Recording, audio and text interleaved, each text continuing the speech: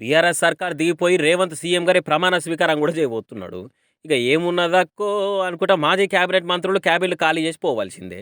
అయితే శ్రీనివాస్ గౌడ్ మాత్రం పోయటాన ఉత్తగ పోకుండా రవీంద్ర భారతిలోని ఆయన ఆఫీస్లో కంప్యూటర్లు, ఫైళ్లు, ఫర్నిచరు అంతా ఆటో కట్టుకొని వేసుకుపోతున్నారట.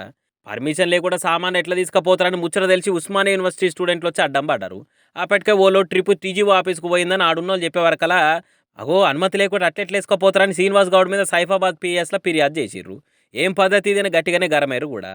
ఇవాళ గవర్నమెంట్ సొమ్ము ప్రజలందరూ కూడా ట్యాక్స్ కట్టేటువంటి సొమ్ముని ఇవాళ శ్రీనివాస్ గౌడ్ తన సొంత సొమ్ముగా ఇవాళ మొత్తం కూడా ఇక్కడ ఖాళీ చేసి ఇవాళ తీసుకెళ్ళేటువంటి పరిస్థితి ఉన్నాం. ఇవాళ మేము అనుకోకుండా చూసి దాన్ని ఆపి మాట్లాడితే అక్కడ వచ్చినటువంటి ఆఫీస్ వెళ్ళిపోయిండు.